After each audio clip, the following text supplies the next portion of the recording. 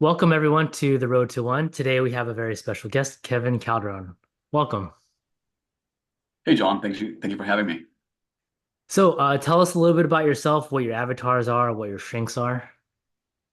Sure. I'm based out of Arkansas. In I think I grew up in Southern California, but moved to Arkansas when I was 16, and I never thought I would end up in Arkansas. I think if when I thought of Arkansas, I thought about something completely different than what it is. Hmm. I've been here for a most of my life now, and I spent a number of years in corporate America. So as some people may know, Walmart is based out of Arkansas. So I spent my entire career up until very recently working for vendors for Walmart in different types of roles, technical roles, some sales roles. Most recently, I was in sales in corporate America, Walmart being one of my clients. I had other clients like Dillard's, Disney, Wells Fargo. I received a lot of sales training in corporate America on how to pitch to C-level executives, to top tier one accounts in the U.S. So I would say that in terms of my avatar, I feel very confident doing sales pitches and building up trust with sellers or buyers and doing pitches. In terms of what I'm doing today, I'm doing a lot of flips. Doing I bought a bunch of houses sub two. At the moment, I do have a portfolio of long-term rentals that I have that I've had for a while. At this particular moment, I'm not adding to that portfolio just because of the maintenance. However, I'm doing a bunch of wraps, right? So buy the property subject to, or get some other type of loan in place, and be happy to talk about that. I don't know if something that the audience out there might not know is like you can wrap a DSCR loan, right? So you can acquire a property with a DSCR loan and then Hmm. wrap it at a higher rate or a higher purchase price. Wait, so So you're buying a property from an investor who is just a tired landlord, no longer wants it, and then you're wrapping it to like a homestead buyer? yeah, that's possible. Yeah, for sure. Like with a DSCR. Oh, interesting. I never heard of that because typically the DSCR loans are higher, the rates are higher. Right, and you're correct, right? And as long as you're getting that house at a discount enough, Hmm. there's still a delta to be made there, right? Like Right. there's a gap there, right? So yeah, I bought a house not too long ago. I think purchase price was 145. Did a little bit of repairs to that property, and we're selling it on, refinance. We're getting it at the SCR loan, and then we're going to sell it. It's already sold on paper. There's a couple of things are still missing, but I don't remember the exit price, 190 or 200. Mm-hmm. So it's a 50K spread there, right? And the Yeah. long term note is a DSCR note. Interesting. Very cool. So in your experience, you mentioned technical. What kind of technical experience do you have? By training, I'm an engineer. I went to school to be, I have a computer science degree. I struggled through some of that math, was very, very tough. Mm. I have a computer science degree, so I was very technical, and I had different roles in engineering management teams, and other technical roles, and then eventually I migrated over to sales. So I understand things, in terms of like technical stuff. I'm very familiar to how things work at the code level. So I've never actually worked as a developer, so to speak. I was by the time that I graduated and stuff like that, I was like at a different level. I manage a bunch of engineers that actually touch code, but I understand how the code works at a lower level. So That's so interesting. So it sounds like you were in the technical world, more of like integrator type work. And then you moved over into sales, which is more visionary type work, I believe, right? yeah, I think so. Yeah, Yeah. very cool. Um, so I mean, you've had a lot of cool experiences. You were pitching to C-suite executives, or pitching to executives. So what made you get into real estate? What made that helped you make that decision? So I've been investing in real estate since '06, and in my mind, I was anyway. So Uh, bought a house and then following the Burr method, right? mhm, Buy the house, then saving up for a down payment, go buy another house, mhm. saving up for another down payment, go buy another house. But you can only do that every year or two. And I was Mhm. like, man, there's got to be a better way. There's got to be like this is just not fast enough. I know there's people out there buying houses much faster, but like the down payment and this, like, it's just like in your DTI and getting approved. And then, I was concerned about, you can only have 10 loans in your personal name on the consumer product. Yeah.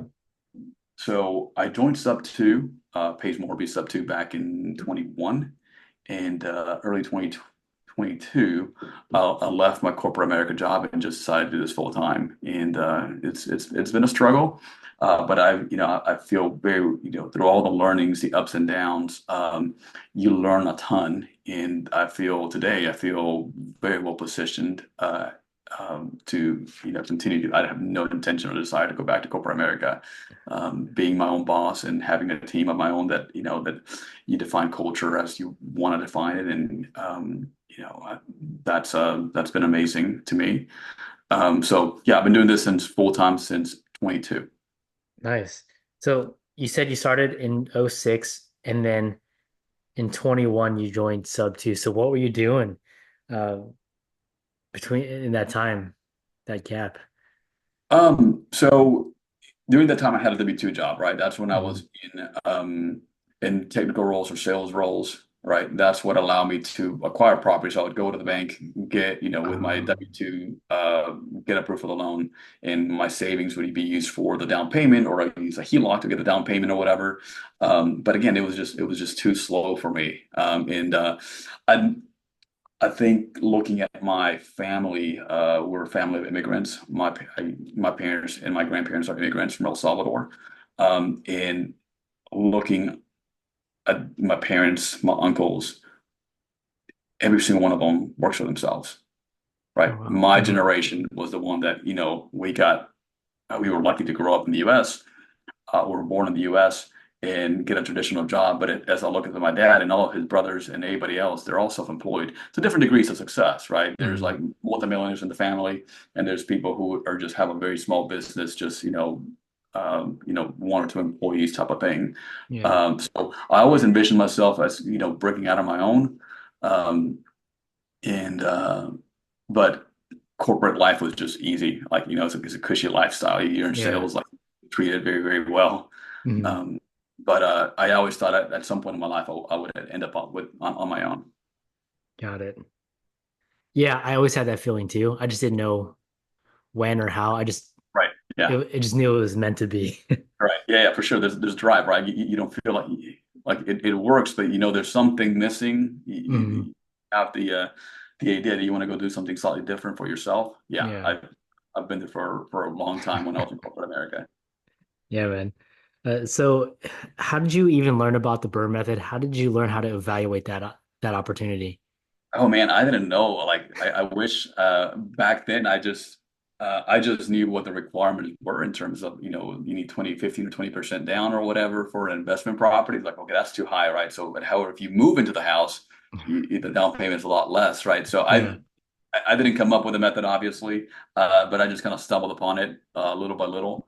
And yeah, that's how I came about that, just by trial and error. And there was a lot of errors. I think later, I think 17, 18, I bought a house, and I think you make all the mistakes, when you're learning without the right coaching or the right people around you. Hmm. Um, we bought a house, and we had the cash. We should have not used our own cash, but we used our own cash instead of using some type of, bank construction loan or whatever. So like, all right, well, Yeah. we have the cash, so we'll buy a cash. And it's like, okay, well now we have all of our money invested in the property to acquire it.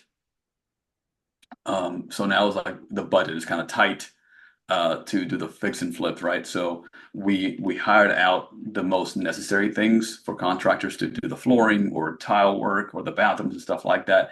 But other finishing touches kind of fell upon me, and man, that project dragged out for months and months and months because I still have my W-2 job, right? Hmm. So I can't go work on that house um, full time. But we ended up making money on the deal. It took way longer. It was way more complex. But at the time, something when you're starting out, you have one tool. So you look at every problem through that one lens of a solution. That tool becomes the only tool that you think you have. And it was just, for me, it was just a lack of exposure being new. But On the other hand, there's things that I learned that were invaluable, right? So I know how to do electrical work. I know how to do plumbing work. Mm. I know how to do tile. I know how to do the most random of things in a house, right? I don't do that now, right? But I understand when, the complexities or how easy something might be, because I've done that myself. Yeah, the power of being able to understand the process, and so that way when you get bids on a fix and flip, it's very easy to understand. Okay, well, this is how much work it takes, Yep. right? Yep. Yep. Yeah. And So use, yeah, I think for sure there's value in, the trial and error, even if it costs you money and, in sweat and tears or whatever it might be to do those repairs yourself. There's value there. I would not do it again. Right now, it's like, yeah, I just walk into a property and, I have a general idea of the price of, how much any one item is going to cost me. Right. But I am grateful that I know about how much work any one thing will take in time because I did it myself. right. One of the things you mentioned was using your own cash. Why would you not use your own cash going forward? Because it limits you. It Yeah. doesn't matter how much cash you have. Mhm. Um, I think, yeah. So on that particular property, I remember I think the purchase price was like 200K. So Mhm. we had the 200K. So let's use our money.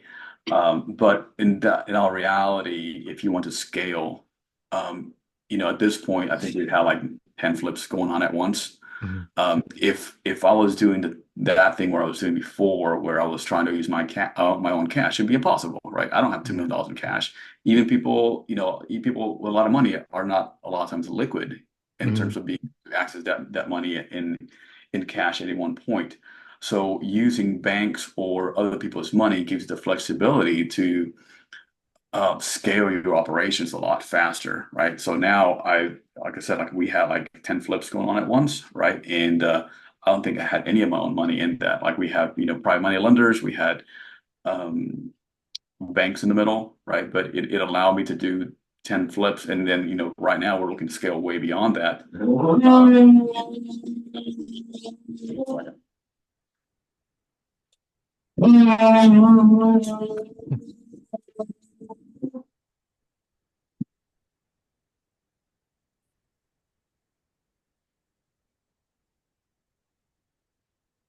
That was I have crazy.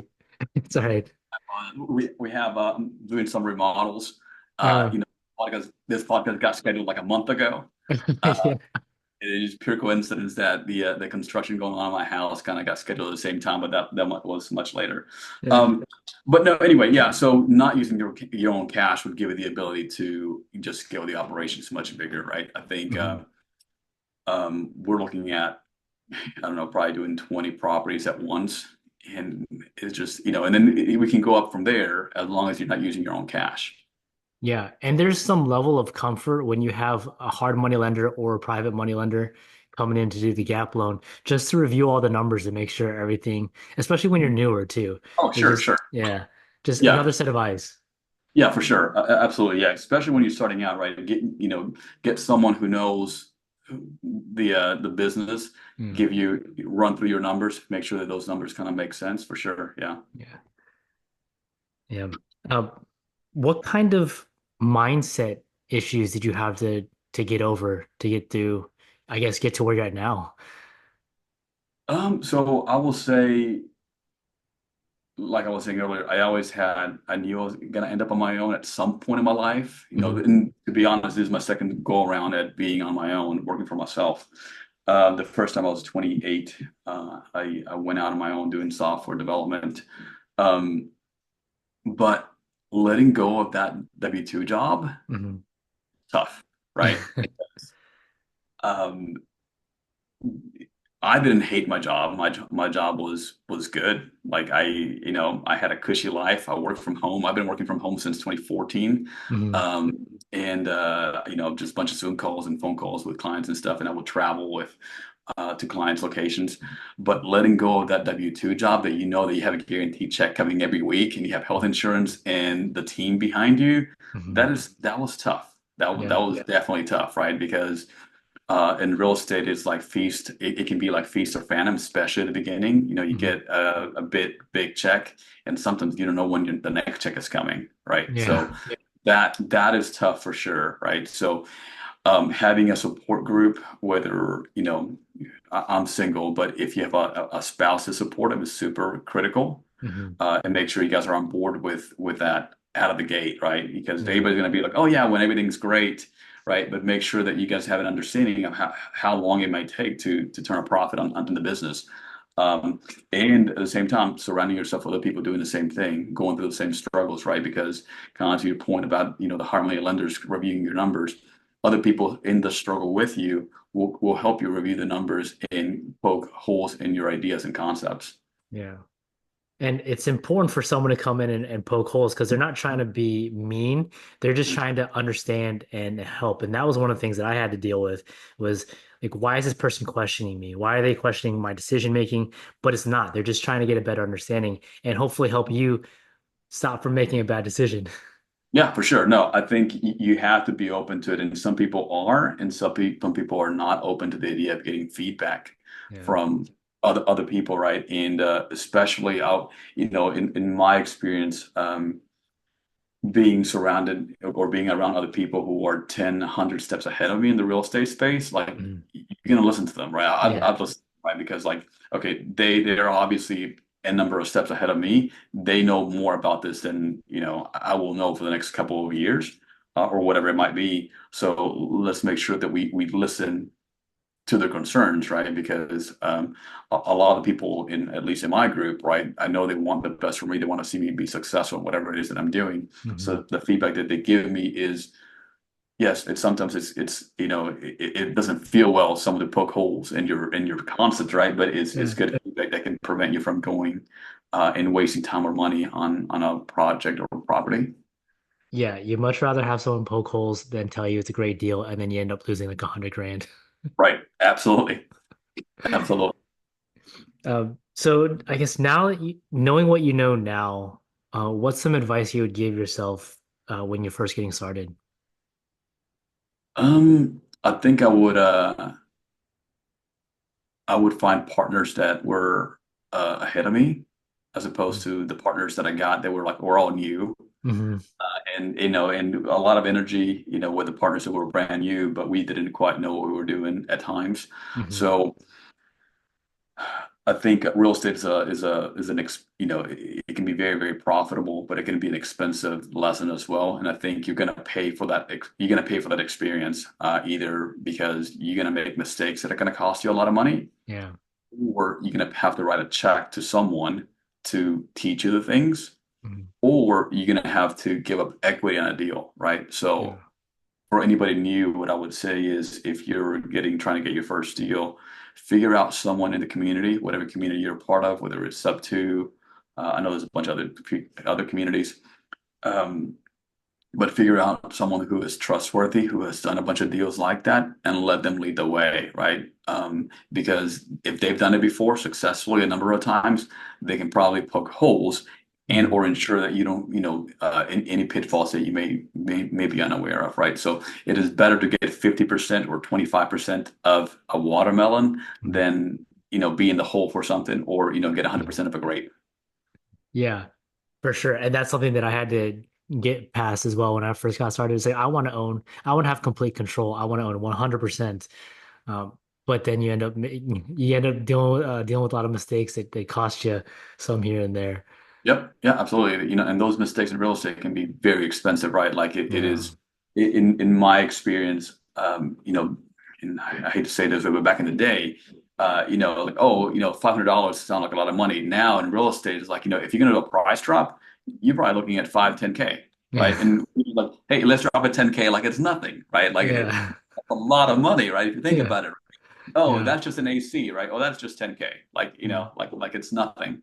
Mm. Um, but so those numbers add up, right? So if you don't happen to account for, say, you need a new roof and that was not in your budget, you end up needing your roof and your margin is too tight, especially at the beginning, right? At the beginning, when you're starting out, you feel like, oh, there's 20K in the deal.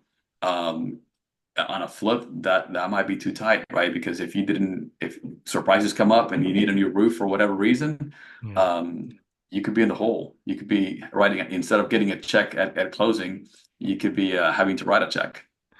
Yeah. Sounds super painful. Never had to do that, luckily. Yeah. I've had to do that. I've had to Oh do yeah. that. Yeah.